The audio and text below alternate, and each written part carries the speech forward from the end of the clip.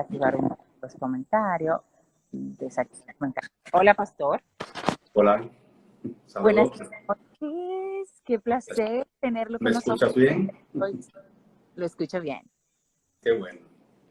Qué bueno. Mucha gente esperando el tema de hoy, pastor. Teníamos días ya diciendo que íbamos a hablar del tema del plan de salvación. Así Y es.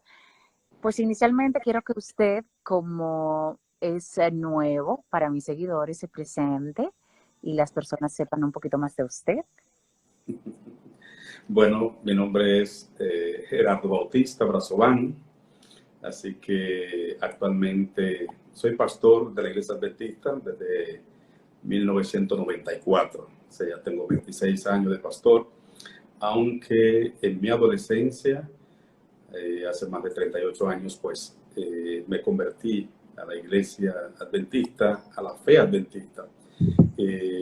Pero ustedes van a notar en nuestra exposición cuán diferente es la doctrina de lo que ustedes han escuchado. Por ejemplo, cuando ustedes escuchen cómo es que la gente se salva, usted va a pensar, ¿y los adventistas creen eso?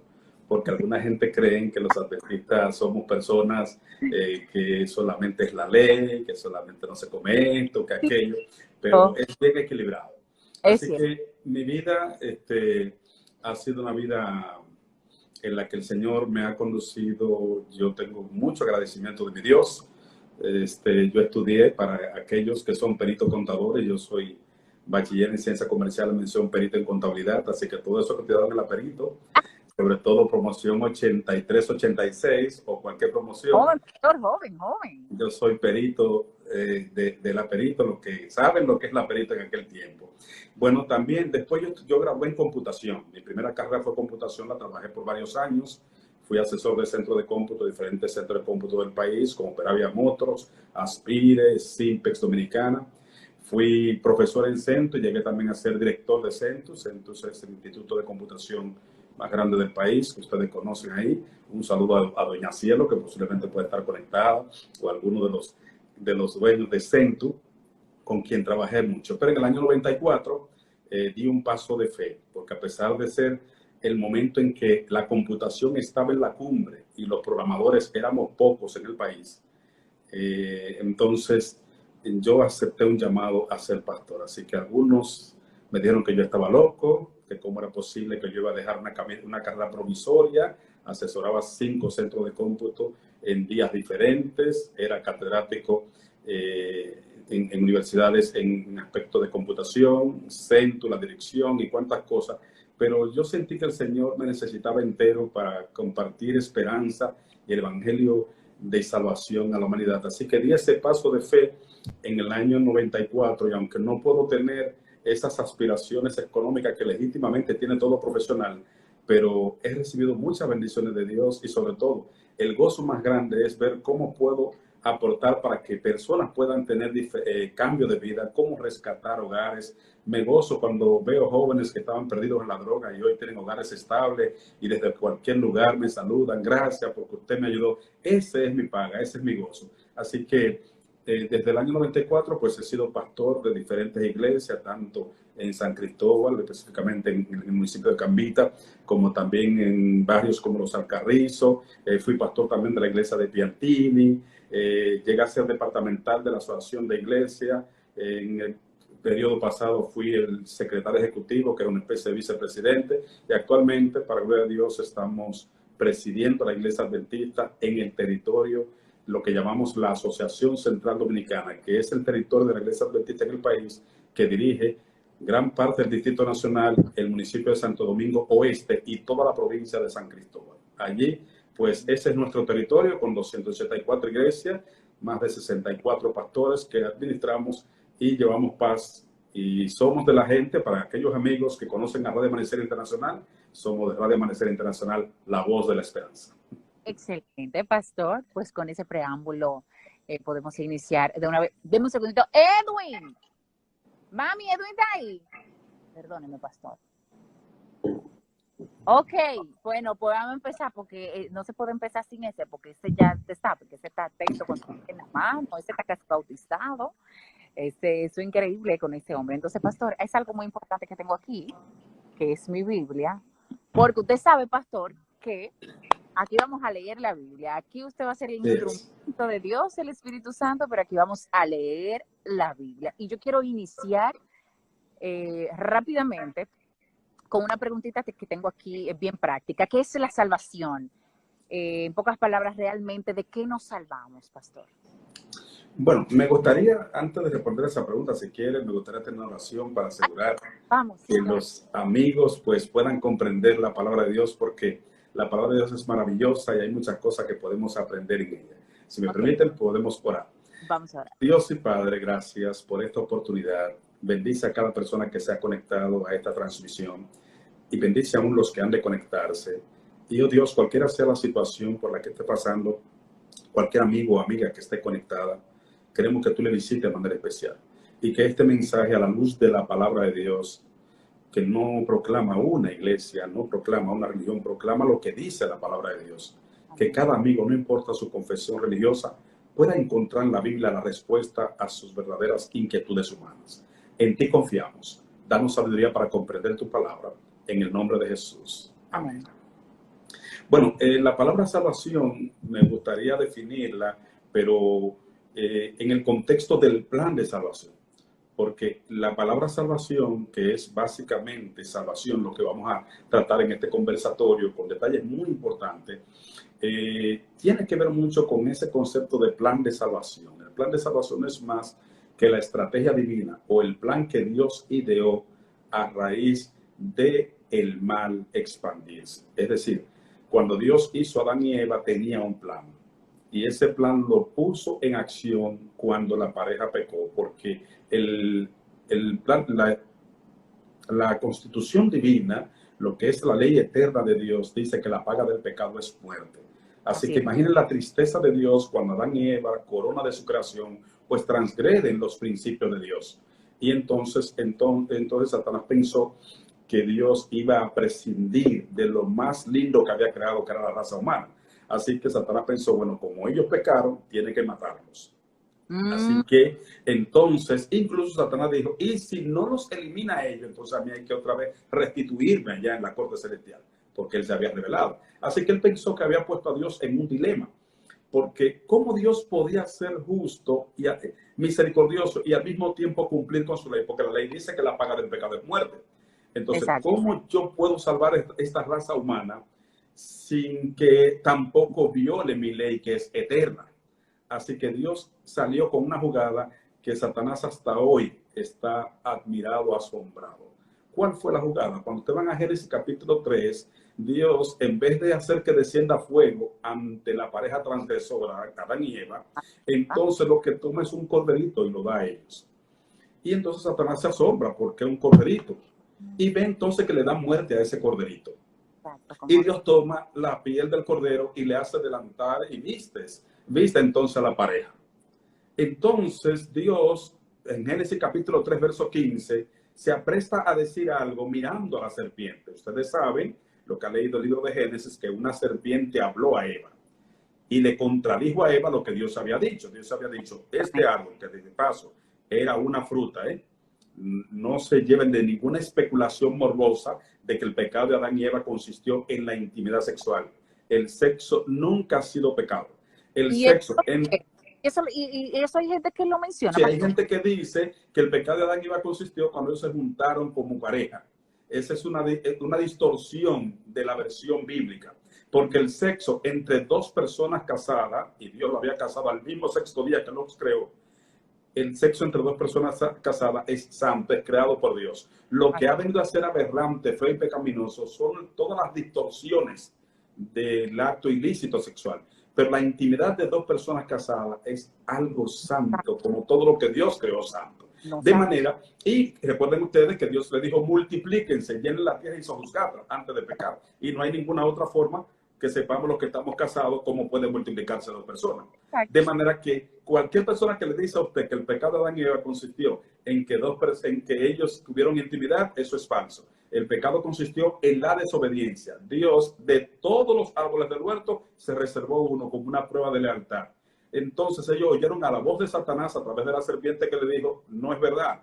Lo que Dios sabe es que si ustedes comen de ese árbol van a ser igualitos que Él. Seréis como dioses, sabiendo el bien y el mal. Y los hizo codiciar en la posición de Dios que Él también había codiciado. Así que dice el texto bíblico que Eva comió engañada por la serpiente. Llegó a Adán y Adán también comió así como ella, dice Génesis capítulo 3. Pero entonces, cuando ustedes notan que Dios busca a la pareja y hay toda una conversación y todo un lloro, una tristeza, porque por primera vez un ser vivo muere. Adán lloró cuando vio que ese corderito le dieron muerte y él sabe que ese corderito está muriendo por su causa. Lloró cuando a ese corderito lo desgarraron y entonces con esa piel le hicieron un delantal.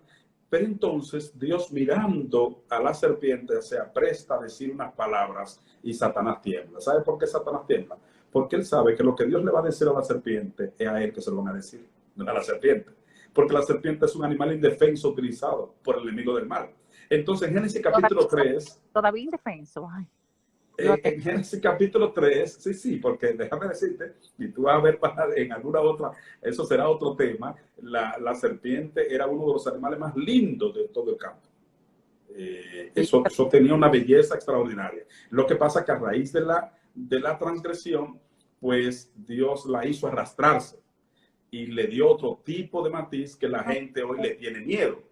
Entonces, cuando Dios habla a la serpiente para maldecirla, hay dos razones. Logra una serpiente, logra una maldición en un animal que hasta hoy hay mucha mitología, hay mucha situación y mucho miedo contra eso, pero le da una sentencia a la serpiente antigua que se llama Diablo y Satanás. Apocalipsis le llama la serpiente antigua y lo define que es Diablo y Satanás y le dice: enemistad pondré entre ti y la simiente de ella. Bien que tú le herirás el calcañar, pero él te aplastará la cabeza. Eso dice Génesis capítulo 3, verso 15. Uy. Satanás tembló porque ahí Dios entregó la sentencia diciendo: yo he hecho una provisión.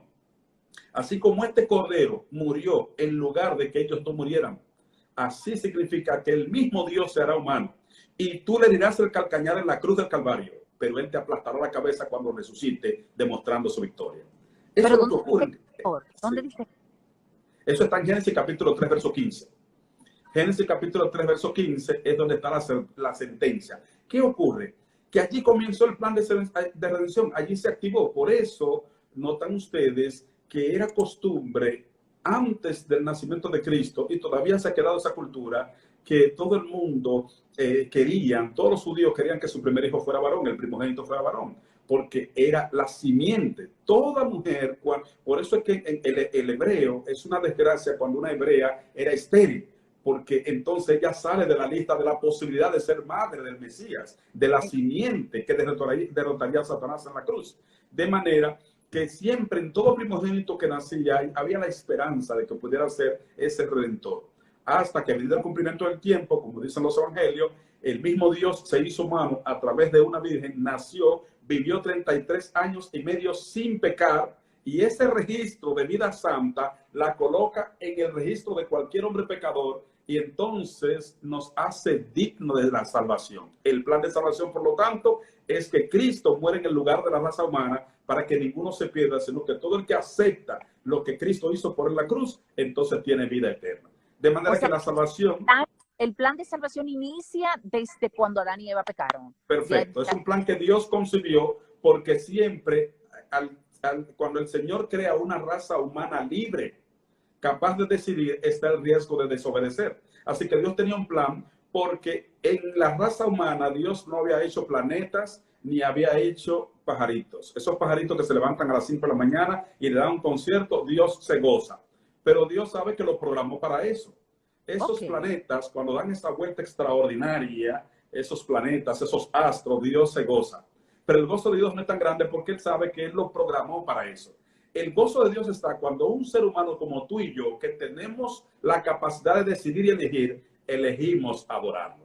De manera que Dios decide arriesgarse y dice: vamos a ser un hombre conforme a nuestra semejanza, que tenga capacidad de elegir. Por eso, entonces, eso era un riesgo. ¿Por qué? Porque el ser humano podía elegir ser fiel a Dios, a lo que había dicho, como también elegir desobedecer, como ocurrió. Pero Dios activó su plan. Y entonces, desde Génesis capítulo 3, verso 15, dijo que Él mismo se haría humano para morir en lugar de la raza humana. De manera que la salvación no es más que el plan que Dios ha hecho para que ningún ser humano muera eternamente, sino que Él murió esa muerte para que todo aquel que lo acepte a Él tenga vida eterna. Ahora nuestros amigos, Karen, saben ahora a qué se refiere acepta a Cristo, deja que Cristo entre en tu corazón, te convertiste a Cristo.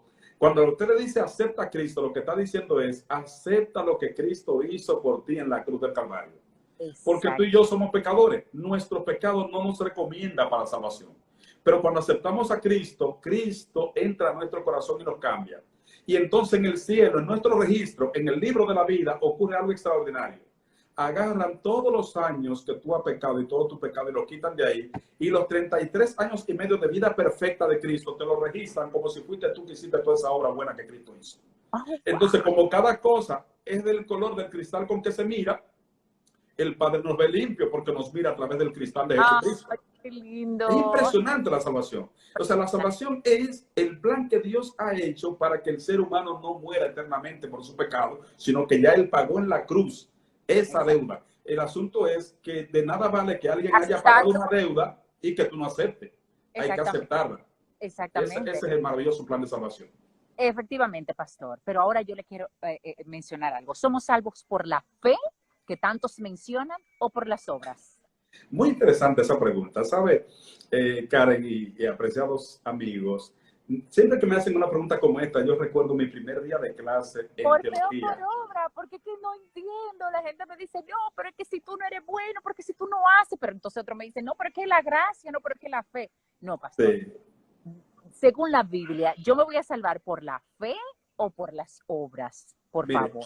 Le voy a citar 2 textos bíblicos para eso, pero déjenme contarles anécdota. En la iglesia adventista, ustedes saben, para uno ser pastor tiene que durar 4 años estudiando teología. Hay que estudiar griego, hebreo, y son muchas asignaturas. Hay una materia que se llama justificación por la fe. Y el doctor Aristarco de Matos nos hizo una pregunta. Jóvenes, futuros pastores, ¿por qué se salva la gente? Y entonces nos puso 3 opciones.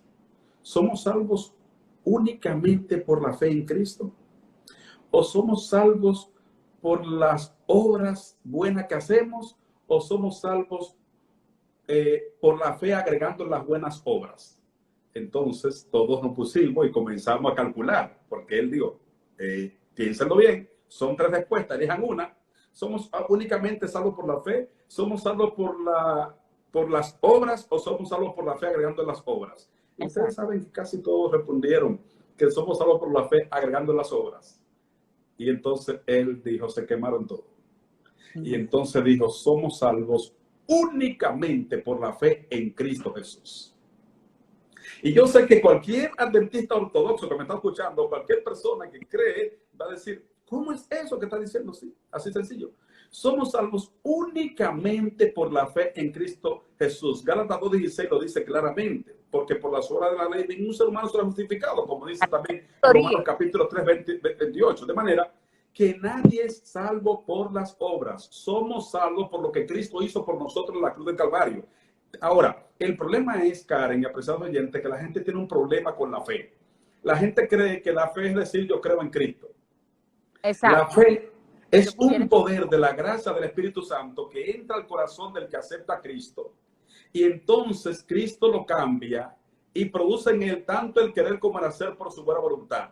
De manera que lo que antes era imposible hacer o dejar de hacer para salvarse, ahora es posible por la fe en Cristo Jesús. Wow. La fe no es una licencia para seguir pecando, es un poder del Espíritu de Cristo para vencer el pecado. Entonces, somos salvos no porque guardamos los mandamientos y hicimos buenas obras, sino porque aceptamos la fe. Yo quiero que eso se entienda bien. Es decir, yo soy salvo no porque soy fiel a mi esposa, no porque predico mucho, no porque hago obra de bien, no. Yo soy salvo porque acepté a Cristo. Y al tener a Cristo en mi corazón, entonces automáticamente Él produce todas las buenas obras en mí. Es decir, yo no hago buenas obras para salvarme. Yo no les regalo comida ahora a los que están necesitados para que me anoten punto en el cielo. No estoy en una agenda complicada de predicación para que en el cielo tenga yo muchos puntos. No, no, no. Es que lo que yo necesitaba para salvarme, ya Cristo lo hizo. Ahora Cristo produce en mí tanto el querer como el hacer por su buena voluntad. De manera que la fe es entendamos claramente que la fe no es una licencia para usted seguir pecando, sino un poder del Espíritu Santo que transforma al creyente en obediente. Pues qué bueno que me lo aclaró, porque usted sabe que si por fe es, pues yo digo, bueno, pues yo y toda mi familia nos fuimos ya, pero qué bueno que usted aclara que no es una licencia para continuar pecando. Vamos a llegar a ese punto, pastor. ¿Qué hay de las que me mencionan? Sí, Karen, lo que pasa es que somos salvos por gracia, porque ya Cristo pagó tu pecado y ya tú eres salva. Entonces yo digo, pero si ya yo soy salva porque Cristo murió en la cruz por mí, entonces yo puedo seguir pecando y ya la gracia me salva. Hábleme un poco de esto porque no lo comprendo. Mire, el término gracia es muy interesante en la Biblia. El término gracia se refiere a un don inmerecido. Es decir, Dios le da la salvación que no merece a la raza humana. Porque por cuanto todos pecaron, están destituidos de la gloria de Dios. Pero por su gracia, Cristo muere por nosotros en la cruz de Calvario. Y somos salvos por la gracia de Cristo, por lo que Él hizo por nosotros en la cruz del Calvario. Pero recuerden que la gracia no es barata. La gracia no es barata. Porque el perdón es gratuito, pero no barato. Costó la vida del Hijo de Dios. De manera que Cristo paga nuestra deuda y hace que tú y yo seamos salvos de gratis, por gracia, sin merecerlo. Pero entonces no nos deja como estamos. Porque si yo tengo situaciones pecaminosas en mi vida y voy a Cristo y digo, Señor, yo te acepto por la gracia. Si esa gracia de Cristo no transformó mi pasada conducta, no es real, porque la gracia no es una licencia para pecar, sino un poder del Espíritu Santo que cambia al que acepta a Cristo por gracia. Así de sencillo. Exacto. Entonces, si somos salvos por gracia y Cristo vino, ya murió por mí, yo acepté a Cristo en mi corazón y me salvó y acepto su plan de salvación, entonces tengo que vivir como salva. Y el hecho así de vivir mismo como es. salva me así mismo es. vivir en pecado. Sí, el asunto es, Karen y apreciados amigos, es que muchos cristianos hemos mal enfocado la predicación. Y la predicación la hemos hecho por tradición de la siguiente manera. Tienes que salvarte, abandona el pecado. Tienes que salvarte, haz esto. Y comenzamos, es como cuando una gente va donde un cristiano y dice, mira, yo quiero salvarme, ¿qué yo tengo que hacer para salvarme? Tiene que dejar esto, tiene que dejar esto, tiene que dejar esto, tiene que hacer aquello, y tiene que hacer. Entonces hay una lista tan larga de cosas que hay que dejar, y otra lista más larga de cosas que hay que hacer, que uno dice, pero si eso es lo que yo no puedo. ¿Sabe qué? Nos parecemos a una historia que escuché hace tiempo de un chofer que se le había dañado la bocina de su carro. Él presionaba en el guía y no salía ningún sonido. Y él estaba preocupado porque no puede trabajar así. Él era un chofer de carro público y siempre que presionaba, pues no salía ninguna bocina y eso es peligroso en el manejo. Así que se dirigió a un taller.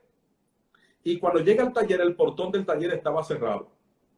Y se entristece, oye, no puedo resolver el problema de la bocina. Y se iba. Pero cuando se iba, notó que a distancia, en letras pequeñas que casi no se leía, había un letrero en el portón del taller cerrado. Y el letrero decía lo siguiente: amigo conductor, en este taller estamos trabajando, solo que trabajamos con la puerta cerrada. Si usted necesita de nuestro servicio, solamente toque la bocina de su carro y saldremos en su ayuda. Note usted, ¿qué necesitaba para que le dieran servicio a él? Tocar bocina. ¿Y qué fue lo que fue a arreglar? La bocina. Así está el pecador. El pecador viene donde el cristiano y le dice, dime, yo me quiero salvar, yo quiero cambiar de vida, dime, ¿qué yo tengo que hacer para salvarme? Tiene que dejar esto, tiene que dejar esto, tiene que dejar esto, tiene que hacer aquello, tiene que hacer aquello. Y cuando el pecador ve la lista larga que hay que hacer y la lista larga de cosas que hay que dejar, dice, pero si eso es lo que yo no puedo. Pero si fuéramos como Cristo predicó en Mateo capítulo 11, verso 28, Mateo 11, 28, Cristo dice, venid a mí todos los que estáis trabajados y cargados, que yo los haré descansar. Escuchen bien. En otras palabras, Cristo lo que está diciendo es que la vida no se transforma primero para ir a Cristo, sino que vamos a Cristo tal y como estamos y Él transforma nuestras vidas. Yo quiero repetir eso porque cada amigo tiene que entender eso muy bien.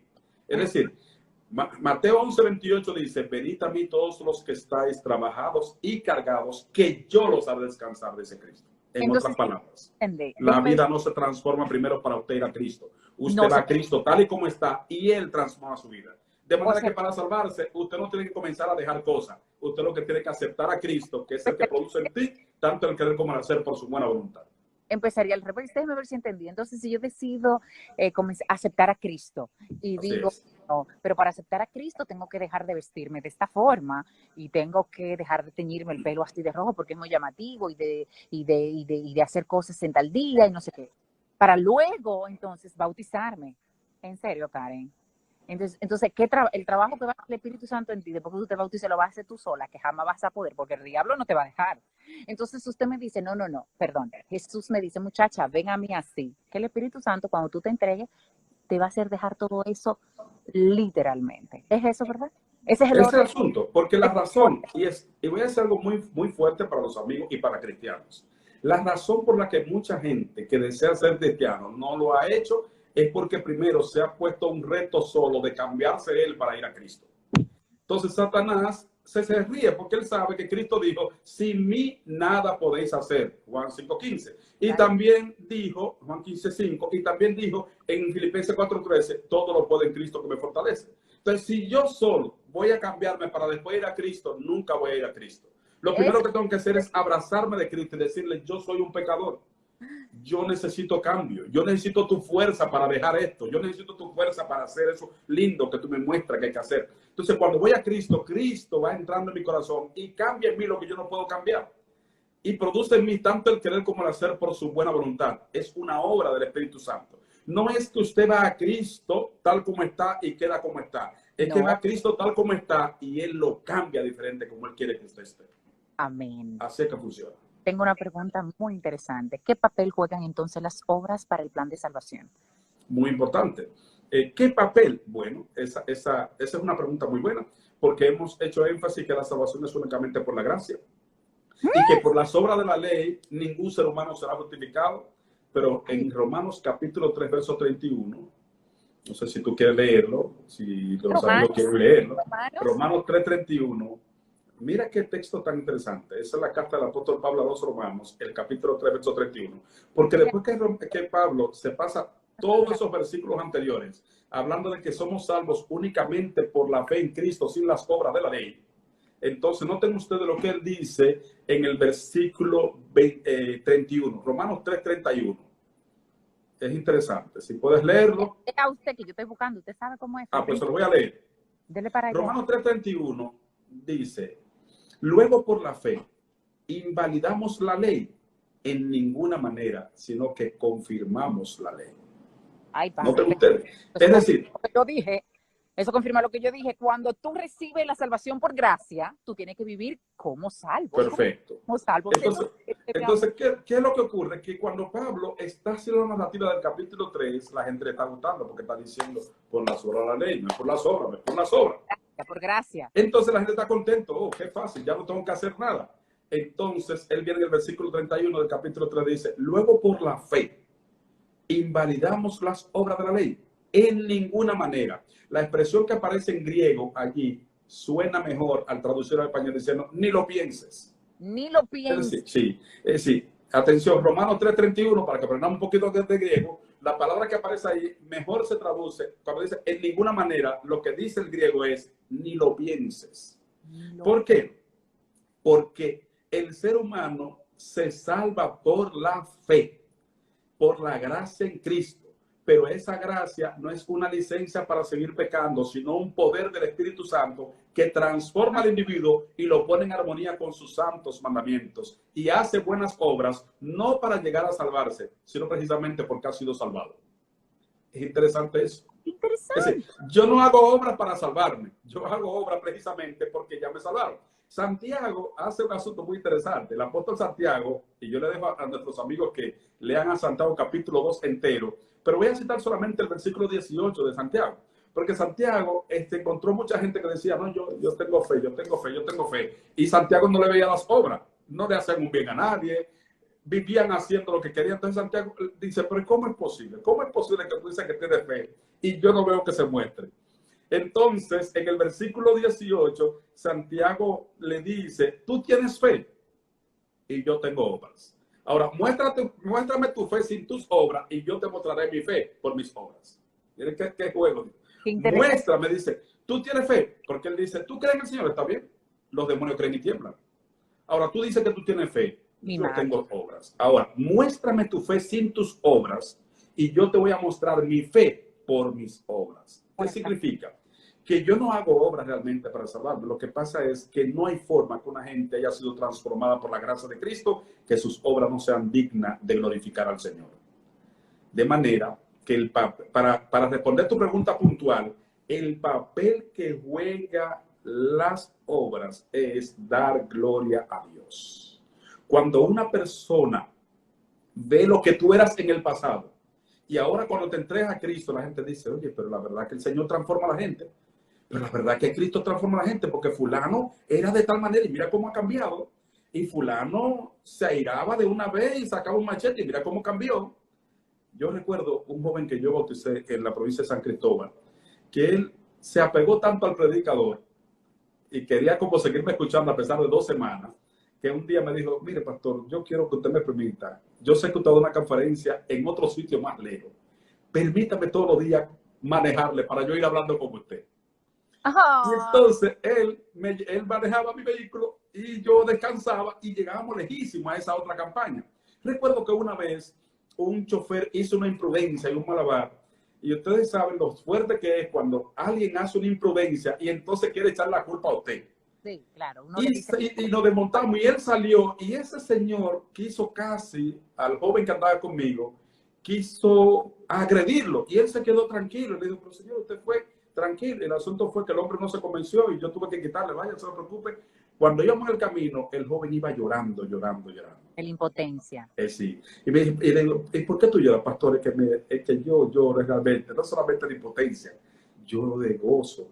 ¿Por qué que yo veo que Dios me está transformando? Porque en otro tiempo, ¿quién me hablaba así a mí? Él era un joven que en el barrio era terrible. Pero entonces él ahí fue que se dio cuenta cómo Dios cambia a la gente. Porque dijo, en otras ocasiones, un chofer me decía eso, aquí iba a haber problemas. Pero mire cómo Dios me calmó. Por eso es que yo creo que Dios cambia a la gente. De manera que esas son las obras. Por eso Mateo 5:16 dice, así alumbre vuestra luz delante de los hombres, para que vean vuestras buenas obras y glorifiquen a vuestro Padre que está en los cielos. Las buenas obras que hacemos no tienen el objetivo de anotarnos punto allá, ni decir que bueno soy. Tienen el objeto de glorificar a Dios, porque Dios es glorificado cuando dicen, oh, pero mira cómo era fulana, y mira ahora cómo es con el Señor. Pero mira de qué manera era, y mira ahora cómo es. De manera que el Señor que realmente da esa transformación especial. Esa transformación la del Señor. O sea, usted responde mi pregunta fácilmente. Las obras no juegan un papel en la salvación, pero sí juegan un papel muy importante porque son para glorificar el nombre de Dios. Perfecto. Aunque algunos me dirán, bueno, pero yo veo que se van a preguntar por las obras en el día del juicio o cuando nos salvemos, porque hiciste esta obra. Realmente las obras son para el universo que ve, pero Dios ve el corazón. Y entonces va a exhibir la salvación de sus hijos a través de las obras. Es decir, el universo que no conoce el corazón como Dios lo conoce, necesita que Dios le muestre evidencia. Y Dios va a mostrarle las buenas obras de sus hijos.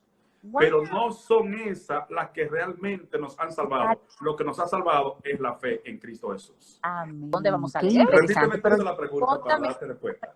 Por favor. ¿Hay que guardar los mandamientos para salvarnos? Y léame Biblia, que a mí me gusta con Biblia en mano. Esa pregunta es muy interesante. Y yo voy a decirle cómo es que funciona la salvación. Okay. Esa pregunta de que hay que guardar los mandamientos para salvarse, he sido muy enfático en decir que yo no guardo los mandamientos para llegar a salvarme, sino que precisamente guardo los mandamientos porque ya he sido salvado por Cristo. Cuando vamos a Romanos... Al paso. Vamos para Romanos, para que esto bien, porque es que necesito hablar con fundamento cuando a mí me... Pues yo soy así. Romanos. Vamos para Romanos. Romanos capítulo 3, verso 20. Ok, vaya leyendo, pastor. Que yo lo voy anotando aquí para leer. Sí, Romanos capítulo 3, verso 20 te está diciendo... entiendo que la pregunta que me está haciendo es si hay que guardar los mandamientos para salvarse. Hay que guardar los mandamientos. para salvarse? ¿Sí o no? Léame la Biblia, dígame, ¿qué está pasando? ¿Debo o no debo? Lo que pasa es que ahí hay que invertir el hecho. Es decir, yo no guardo los mandamientos para salvarme. Yo guardo los mandamientos porque me salvaron. Porque Romanos capítulo 3, verso 20 dice que por las obras de la ley ningún ser humano será justificado. ¿Qué significa? Lo que estamos diciendo es lo siguiente. Es decir, hay personas que pueden guardar los mandamientos y perderse. ¿Por qué? Porque solamente fuerza de voluntad. Solamente hay que tener fuerza de voluntad. Ahora, ¿cómo es que se guarda la ley? Como Cristo enseñó que los mandamientos se guardan. Se guardan cuando Cristo mora en el corazón. De manera que la pregunta no sería si yo voy a guardar los mandamientos para llegar a salvarme, sino, ¿qué me salva a mí? Me salva el aceptar a Cristo. Y al aceptar a Cristo, Cristo produce en mí sus buenas obras y me pone en armonía con sus santos mandamientos. Aunque la ley no salva, la ley condena. Es importante, porque algunos han preguntado, ¿y la ley salva? Claro, la ley no salva, pero condena.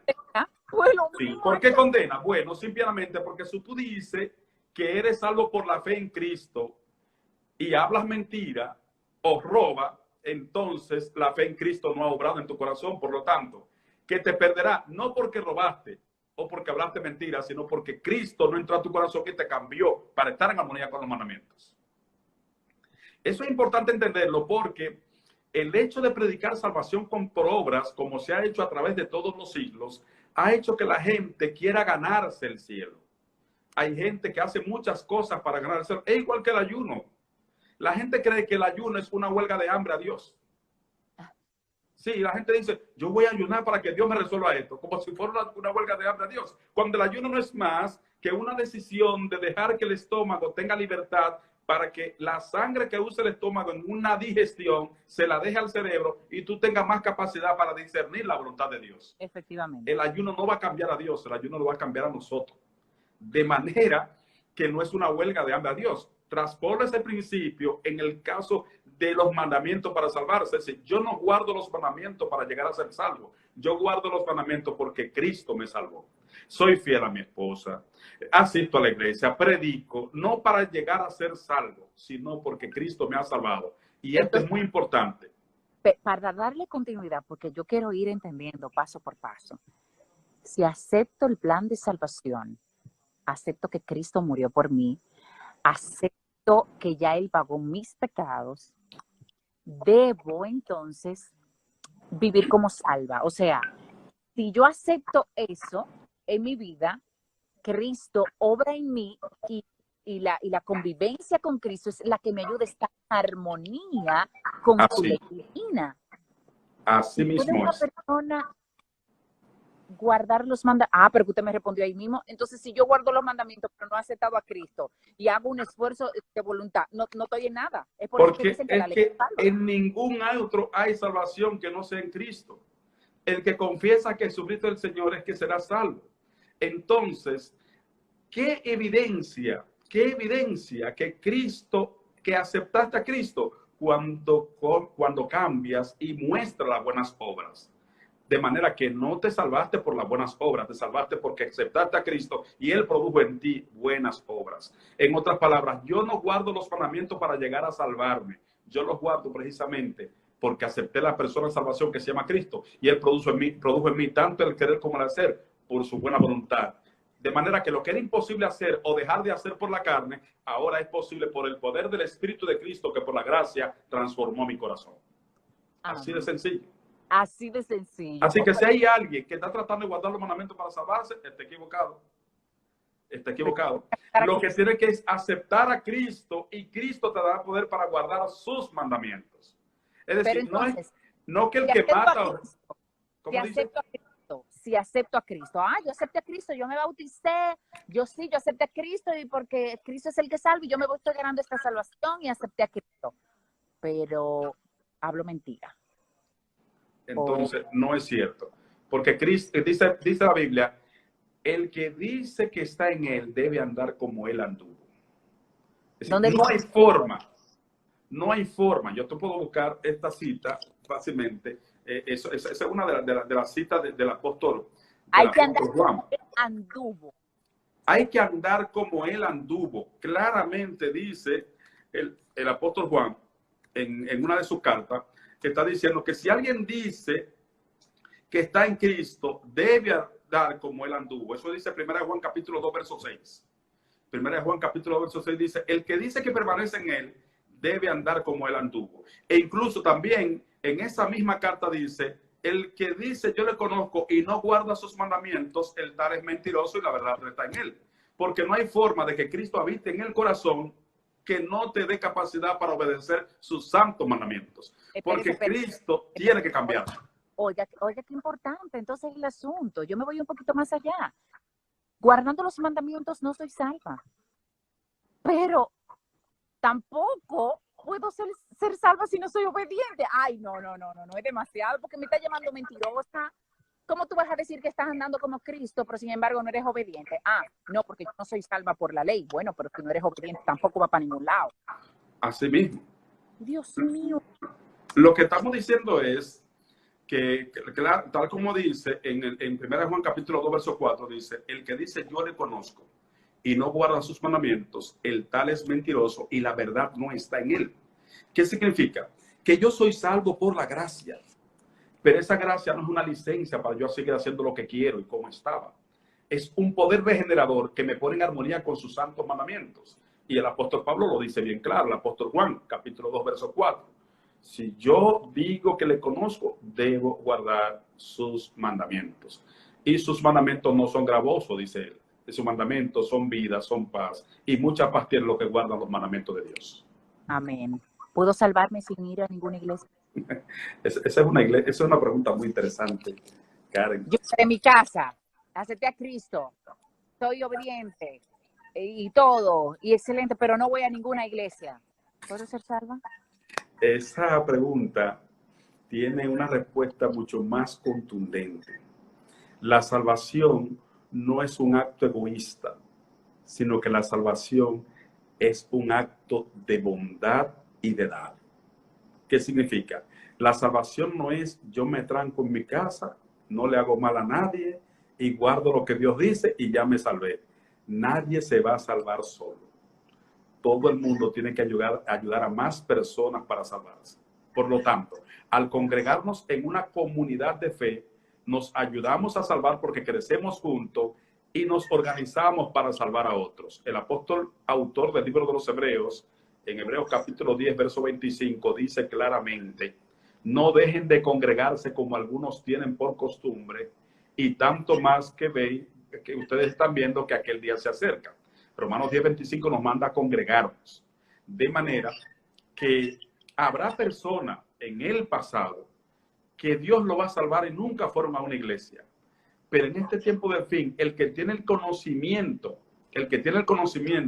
de lo importante que es perseverar en Cristo, necesita asistir a una comunidad de fe. Debe congregarse. Para alimentar tu fe. Porque tú te imaginas unos hermanos que no estén escuchando los testimonios de otros hermanos cuando Dios lo sacó y ese milagro, lloraron fervientemente. ¿Qué es lo que mantiene a un hermano y eficaz en verdad en Cristo? Te dice que en esa cita de hermanos nos manda a congregarnos. Sí, en la cita de Hebreos 10:25. Sí, Hebreos 10:25 dice, no dejen de congregarse, según algunos tienen por costumbre, y tanto más cuando ustedes están viendo que aquel día se está acercando. Lo que significa eso, que Cristo favorece. Toda la Escritura habla de congregación.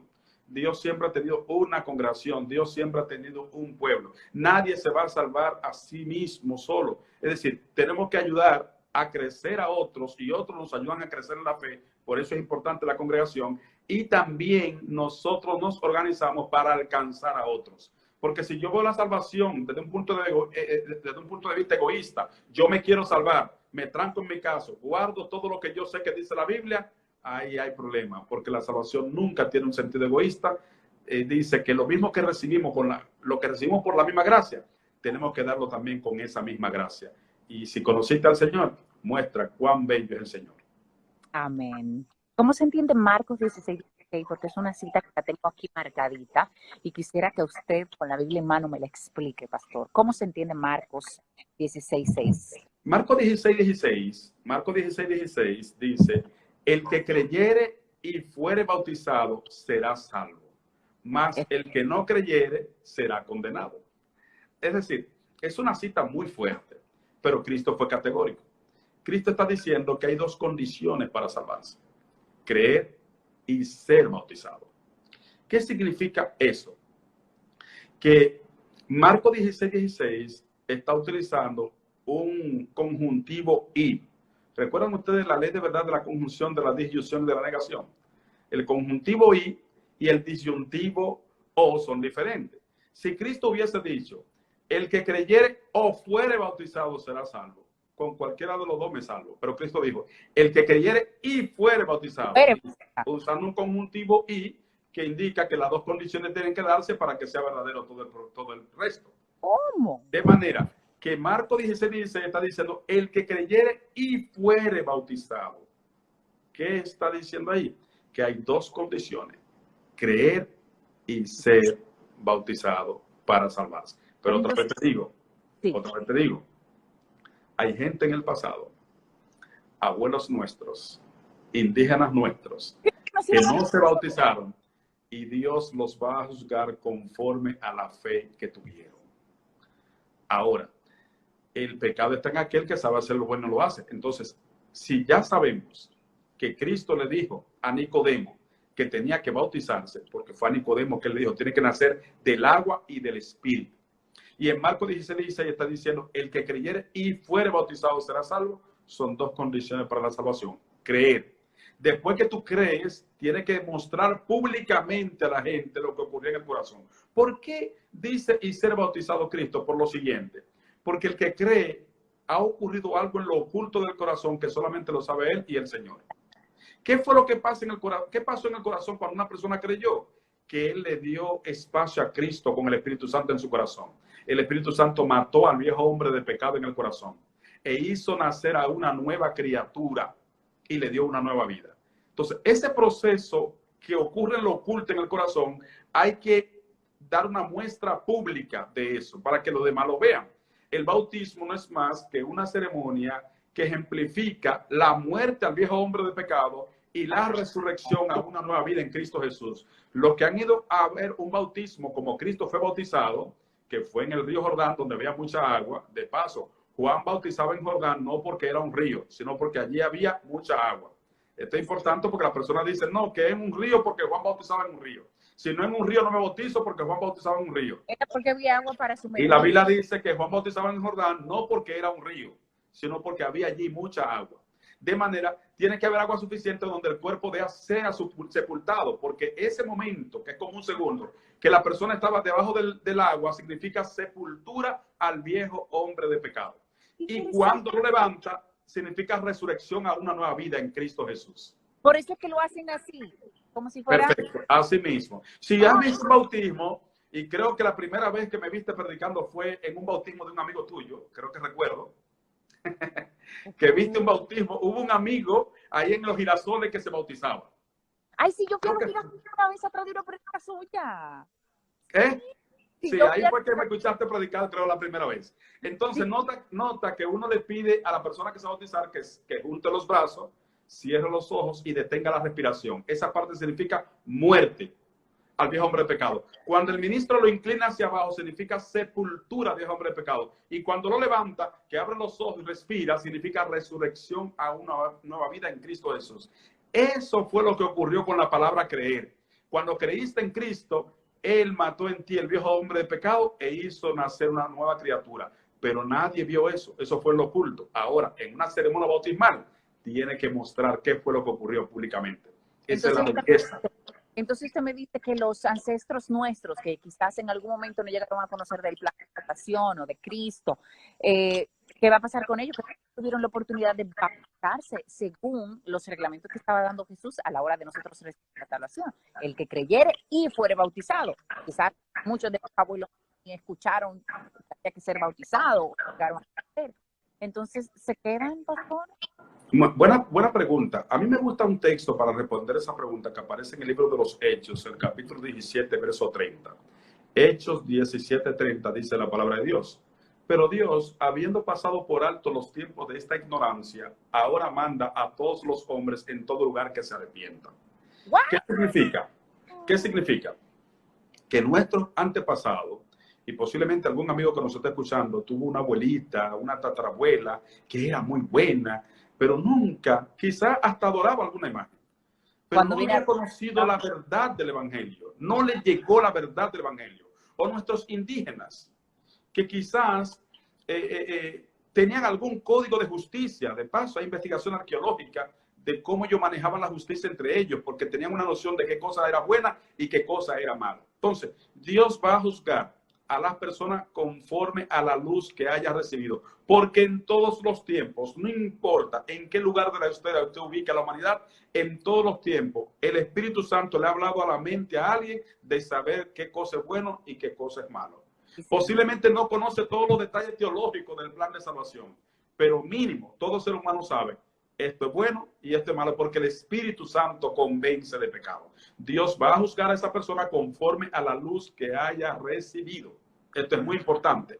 Y entonces, eso va a ser. Ahora, nosotros, es lo que dice Hechos 17:30, pero Dios, habiendo pasado por alto la ignorancia, los tiempos de esa ignorancia, pero ahora manda a todos los hombres en todo lugar que se arrepienta. Es decir, ahora nosotros que tenemos conocimiento, Dios nos va a salvar por el conocimiento que tenemos y la decisión que tomemos.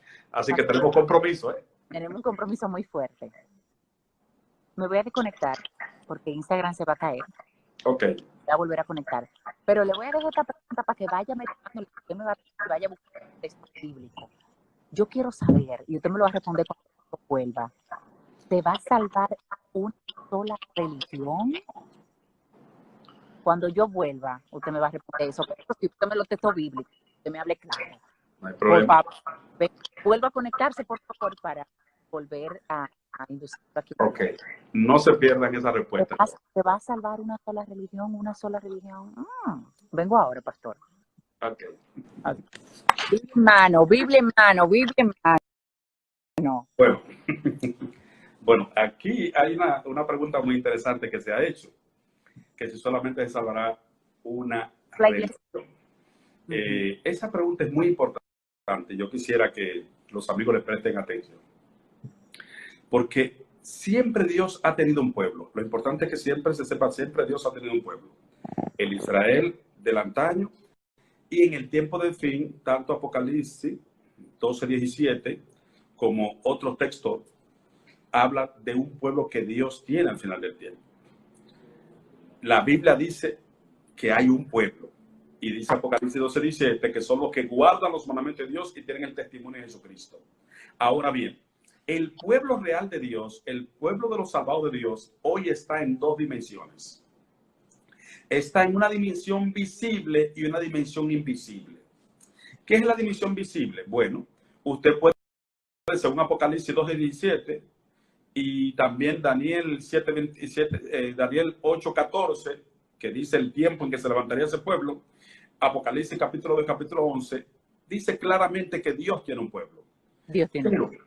Pero ese pueblo es visible porque se puede identificar. La Biblia dice cómo es ese pueblo. Apocalipsis 12:17 dice, y el dragón se llenó de ira contra la mujer y se fue a hacer guerra contra el resto de la descendencia de ella. Estos son los que guardan los mandamientos de Dios y tienen el testimonio de Jesucristo. Dios tiene un pueblo y la característica principal es que guarda los mandamientos. Busque usted eso en la Biblia. No es este tema decir cuál es la iglesia verdadera. Ahora bien, la mayoría de la gente que se va a salvar todavía no está militando en el remanente fiel. Es importante eso. Eso es así. Es decir, hay lo que se llama un pueblo invisible. Son personas que quizás están obedeciendo cosas erróneas o están en el mundo extraviado y son pueblo de Dios. ¿Por qué? Porque son personas de sincera de corazón y lo que conocen eso obedecen y quisieran algo mejor.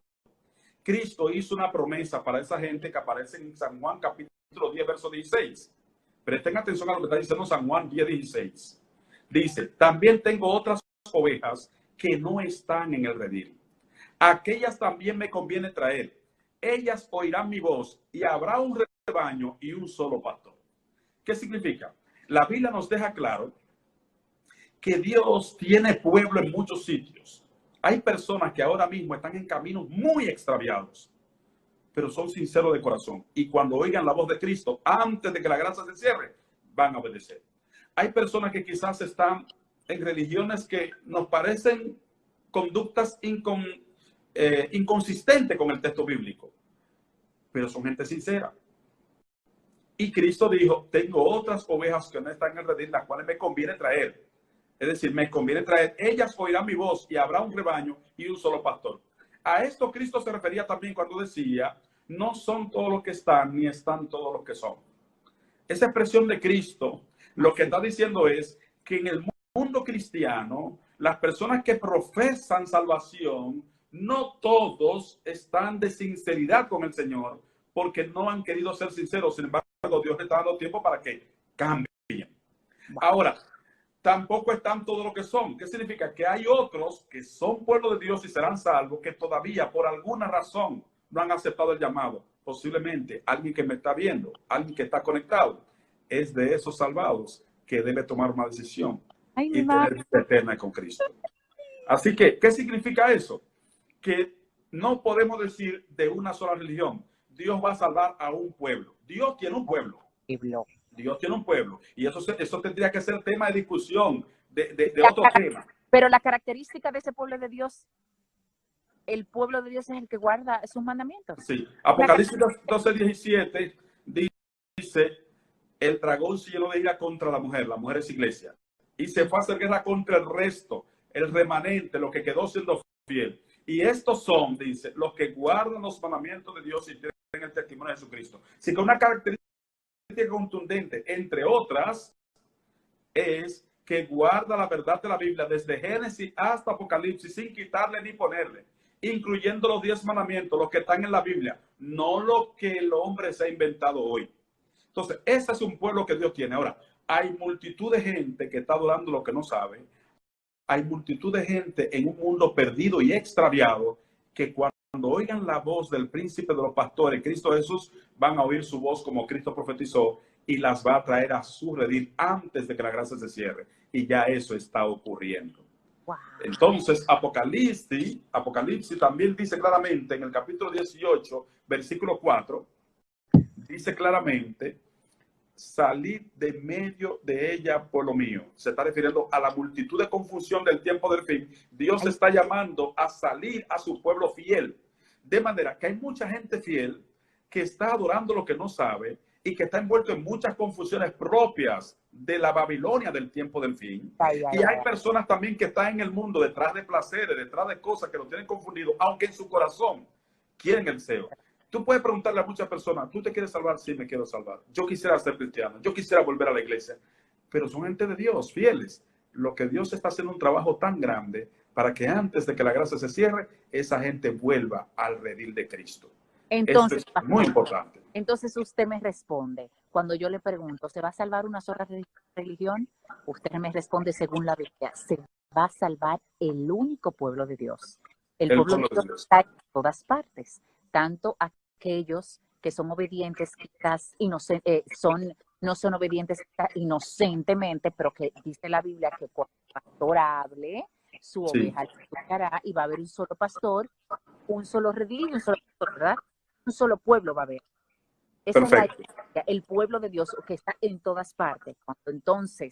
Cuando entonces Dios hable a esas iglesias o a esas personas y oyeren su voz y son obedientes, entonces esa es la iglesia de la que habla la que guarda sus mandamientos. Perfecto. Dios tiene un pueblo a través del cual quiere alumbrar al mundo.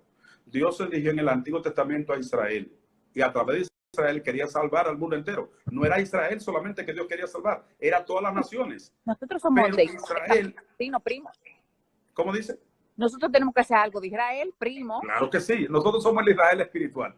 Oh. ¿Qué significa el Israel espiritual? Bueno, que ahora hay un pueblo que debe seguir todo lo que Dios ha dicho y proclamar la verdad al mundo. Entonces, todo lo que es pueblo de Dios, que está ahora mismo en sendas extraviadas, ya sea en el mundo o creyendo quizá algo inconsistente a la Biblia, es gente sincera que va a escuchar su voz. Se va a cumplir literalmente la profecía de Cristo en Juan 10:16. También tengo otras ovejas. O sea, si tengo otras es porque yo tengo un redil. Que no son de este redil, dice él. O sea, que él tiene un redil. Aquellas también debo traer a este redil. Ellas oirán mi voz y habrá un solo rebaño y un solo pastor. Lo que significa que al final del tiempo va a haber solo dos grupos. Si ustedes ven hoy muchas religiones, al momento antes de Cristo venir van a haber dos grupos. Los que siguieron obedeciendo lo que el mundo le dictó y los que escucharon la voz de Cristo, del príncipe de los pastores, y vinieron a su verdad plena que está en la Biblia, desde Génesis hasta Apocalipsis, sin quitarle ni ponerle, incluyendo sus 10 mandamientos originales. Wow, o sea, para mí y para mis espectadores en este momento es muy fácil reconocer el pueblo de Dios. El pueblo de Dios no es ninguna religión, el pueblo de Dios es simplemente quienes guardan sus mandamientos. Es cuanto, no hay que volverse loco. Vamos a congregarnos donde se guardan los mandamientos de Dios, vamos a estar ahí, ¿verdad? Ahora yo le voy a decir algo, porque tengo amistades que me dicen, no Karen, no Karen, no Karen. Solamente se van a salvar 144,000 amigas que me dicen, Karen, son 144,000 los salvados, porque la populación 144,000, 144,000. Yo digo, pero caramba, pero entonces Dios será un Dios injusto, porque yo haciendo todo para ganar la salvación y yo no sé si va a estar en esos 144 y me dejan fuera. Bueno, esa es una confusión que algunos han hecho una interpretación sobre Apocalipsis 7:4. En el libro, en el capítulo 7 de Apocalipsis y en otros lugares se habla de la multitud de los salvados al final del tiempo. Es un grupo que estaremos de pie cuando Cristo venga. Los salvados que estén vivos son los 144,000. La otra multitud que habrá Apocalipsis son los que serán resucitados cuando Cristo venga. Todos los justos que están en el sepulcro, que son más, entonces, desde Abel, el primer justo que registra la Biblia en morir, desde Abel hasta el último que haya muerto antes de la vida de Cristo, todos los fieles que están en el sepulcro se levantarán. Esa es la otra multitud. Pero los que estén de pie al momento de Cristo venir son los que han pasado la gran tribulación, dice Apocalipsis capítulo 7. Y entonces en el versículo 4 dice que se oyó el número. Apocalipsis 7:3. Apocalipsis 7:4 dice que se oyó el número de los salvados, 144,000 salvados o sellados. Entonces, algunas personas, al no conocer estructura lingüística del griego, creen que son 144,000 literales. Pero déjenme decirle, no son solo 144,000 los que serán salvos en el tiempo del fin. Son una multitud también que nadie podrá contar. Porque 144,000 es un número simbólico y se lo voy a explicar. ¿Qué estructura griega aparece en ese número de 144,000? ¿Por qué yo puedo demostrarte que 144,000 es un número simbólico? Sí. Número uno, porque los fieles al final del tiempo serán muchos también, no serán solamente 144,000. No. ¿Cómo dices? Tú sabes los millones de gente que hay en el mundo y cómo que van a ser 144,000. Entonces, ¿por qué se hace esa interpretación literal de 144,000? Por desconocimiento de la estructura griega. En griego, Karen y apreciado oyente, hay una figura que se llama hipérbole. Una hipérbole en griego no es más que una expresión numérica exagerada para denotar algo sin límite. Eso podemos aprenderlo en Mateo capítulo 18. Mateo 18:21. Apreciados oyentes, escuchen a Cristo: Señor, ¿cuántas veces perdonaré a mi hermano que peque contra mí? Hasta 7. Y Cristo le responde más adelante: no te digo hasta 7, sino hasta 70 veces 7. Miren aquí la figura griega. Si usted agarra 70 veces 7, es decir, 70 por 7, 7 por 7, 49, y el 0 al lado, 490, ¿verdad? Cristo no está diciendo que solamente son 490 veces que Dios te perdona. Cristo no está diciendo que tu hermano que se arrepiente contra ti, tú lleves un conteo y diga que solamente 490 veces. Cristo lo que está diciendo es, siempre que tu hermano se arrepienta de corazón, perdónalo, porque Dios siempre te perdona cuando lo haces de corazón. Yo pregunto, ¿a qué de nosotros que tenemos ya cierta edad no nos han perdonado más de ahí? ¿Sí o no? Si Dios perdonara solamente 490 veces, tuviéramos perdido mucha gente. De manera que Cristo, cuando dice 70 veces 7, que da 490, no está diciendo 490, está diciendo siempre que tu hermano se arrepienta, perdona, porque no tiene límite. Entonces, esa misma estructura griega que aparece en Mateo 18 es la estructura griega que aparece en Apocalipsis 7:4. Dios lo que está diciendo, miren, mis salvados ya no son 12 tribus de Israel, mis salvados son 12,000 veces 12. Si tú multiplicas 12,000 por 12, te da 144,000. Ahí está la hipérbole. Es un número simbólico que también denota una multitud que será salvado. Y lo interesante, amigos que nos escuchan, que lo están viendo, no es cuántos serán, sino asegúrate de ser de ellos. Ay, porque todos los que estén vivos cuando Cristo venga serán los salvados. Olvídate si son 144, que eso sabemos que es simbólico. Con los estudios bíblicos tú te vas a dar cuenta, pero preocupa estar en el grupo y asegúrate de estar ahí. ¿Por qué? Porque los que durmieron al momento que Cristo venga van a ser levantados y es la otra multitud, los justos que serán resucitados. Pero los que estemos en pie, dice Apocalipsis capítulo 7, que habremos pasado la gran tribulación. A eso se nos llama un grupo especial de 144,000. No porque son 144,000, sino porque Dios lo que está diciendo, miren, esta vez mis salvados no solamente son 12 tribus de Israel, sino 12,000 veces 12. Amén. Es decir, miren cuánta gente he salvado y me fueron fieles al final del tiempo. Amén. Pastor, para terminar, sí. ¿Qué debo hacer para salvarme? Déjame comenzar a anotar. Muy buena pregunta. Bueno, como ya ustedes vieron en una pregunta anterior, la técnica mía no es decir qué hay que hacer y qué no hay que hacer. Yo recuerdo un amigo del barrio, cuando me vio predicando en una tarima de esa campaña gigantesca que daba al aire libre, me dijo, mira, yo vi que tú todo lo demostraste con la Biblia, y es verdad, Cristo viene y hay que salvarse, y yo me quiero salvar. Pero yo siento como que en la iglesia hay muchas cosas que hacer. Así que mira, hazme una lista, me dijo él, hazme una lista de qué es lo menos que yo hago y con eso me salvo. Oiga eso. Él quería saber si hay una lista de lo mínimo que uno debiera hacer para salvarse y ya. Entonces yo lo miré y le di una respuesta que hasta hoy él se ríe cuando nos encontramos. Yo le dije, mira, si conocieras a Dios como es tu privilegio conocerle, no estarás averiguando qué es lo menos que hago para salvarme, sino qué es lo más que puedo hacer para agradar al Dios que ya me ha salvado. Amén. Es decir, la salvación no es cuáles cosas voy a hacer para salvarme. No, es que ya a mí me salvaron. Y ahora yo hago muchas cosas que me inspiran, que salen del corazón porque me salvaron. Entonces, ¿qué es lo que yo debo hacer para salvarme? Solamente rendir mi corazón a Cristo. Nicodemo, un doctor de la ley, fue con una preocupación de noche. Y fue de noche porque le daba vergüenza a Nicodemo, que siendo él un doctor que manejaba la Torá, es decir, se la sabía entera, es decir, desde Génesis hasta Deuteronomio, eso era el dedillo. Y todo el Antiguo Testamento lo dominaba. Pero él tenía una pregunta. Señor, ¿qué yo tengo que hacer para salvarme? Y Cristo le dio una respuesta sencilla. Tienes que nacer de nuevo. Y le dijo, ¿cómo yo voy a otra vez entrar al vientre de mi madre y nacer? No, lo que te estoy diciendo es, el que no naciere del agua y del espíritu no puede ver el reino de Dios. ¿Qué significa? Nacer del agua y del espíritu. Del espíritu, porque cuando acepta a Cristo, el Espíritu Santo entra a tu corazón y te hace una nueva criatura. Y del agua, porque das un testimonio público de que Cristo te hizo nuevo. Y Hechos 16:31 tiene una promesa muy linda para todo el que me escucha. Hechos 16:31 tiene una promesa linda para todo el que me escucha. Y la madre de Karen, yo sé que se aferra a esa promesa. Miren qué promesa más linda.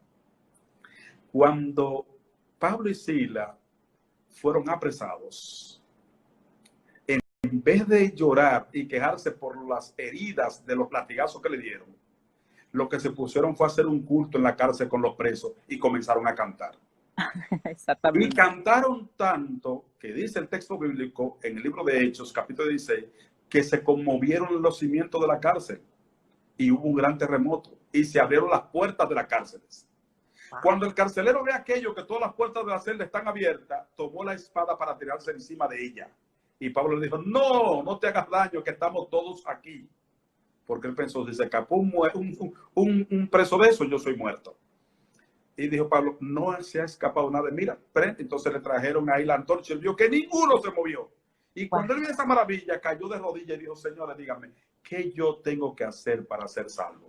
Y Hechos 16:31 le responde, cree en el Señor Jesucristo y serás salvo tú y tu casa. ¿Qué significa?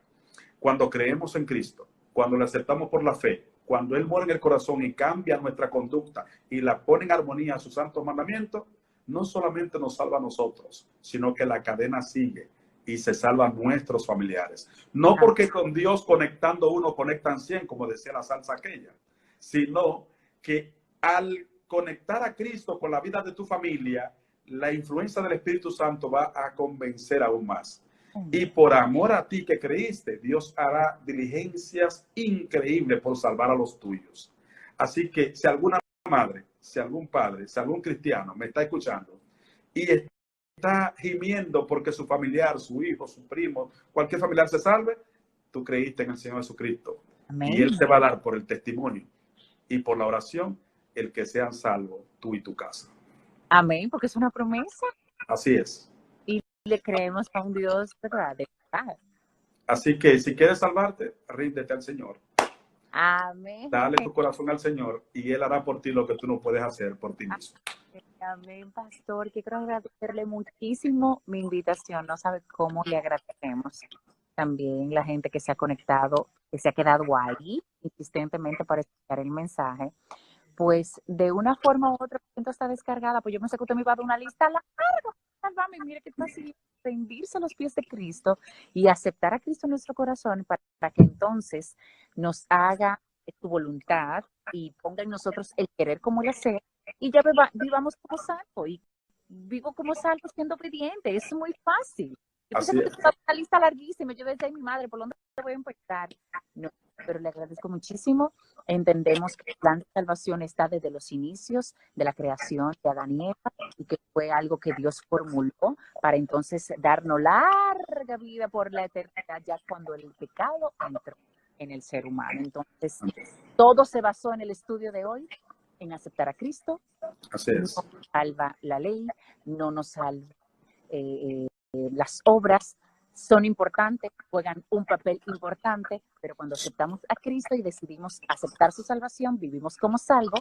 Para vivir como salvos, entonces somos obedientes con su ley. Para ser una iglesia, un pueblo de Dios verdadero, es el pueblo de Dios que hace ser pueblo de Dios y no guarda sus mandamientos, entonces la Biblia dice por ahí que no le ha amanecido a esa gente, que anda más perdido. Entonces, estamos claros, en estos tiempos ya no podemos pasar por tibios. A nuestros queridos hermanos, no se preocupen que estamos perdidos por ahí alabando una gracia alaba. Con la ayuda de Dios vamos a escuchar la voz del Espíritu Santo y del Espíritu Santo vamos a venir al redil donde va a haber un solo pastor. Como dice la Biblia, vamos a esperar la de Cristo y alargarnos para el cielo. Amén. Así que hay que estar listo porque aunque el mundo no quiera creerlo, Cristo viene por segunda vez. Y vendrá y va a llevarse a los que se parezcan a Él. Porque una vez aceptaste a Cristo, Él te cambia y te hace parecido a Él. La noche que fueron a buscar a Cristo en aquel lugar para prenderlo, Judas tuvo que darle un beso porque ya todos se parecían a Él. Así que hay que distinguirlo. Pedro hablaba como Él, se delató, aunque quiso esconderse. Tú hablas igual que Él. Es decir, cuando caminamos con Cristo nos parecemos a Él. Y si nosotros intentarlo, Él se internaliza en nuestro corazón y nos hace armoniosos por sus mandamientos. Amén. Para terminar una oración. Vamos a orar. Quiero orar por los amigos y por los que están enfermos, por los que están pasando por situaciones. Padre, gracias por este momento tan lindo que nos ha permitido estudiar tu palabra. Que más de un alma haya encontrado el consuelo y la vía de que solamente en ti hay salvación y que tú produces en nosotros tanto el querer como el hacer por tu buena voluntad y nos pone en armonía con tus santos mandamientos. Ruego, Dios, que visite a cada persona que esté enferma, alguien que nos está escuchando o viendo desde una cama, oh Dios, también los familiares de los amigos que están aquí, donde quiera que estén, oh Señor, que ángeles desciendan a esos lugares y les abracen y les lleven la bendición de esta oración. Bendice a Karen y su familia, bendice a su esposo, bendice a su niño, bendice a todos los de ellos, oh Dios, y que ella constantemente pueda recibir tu gracia y siga siendo una influencia para que otros puedan conocer la verdad del Evangelio. Gracias, en ti confiamos. Bendice el mundo, bendice a cada persona que está conectada, en el nombre de Jesús. Amén. Amén.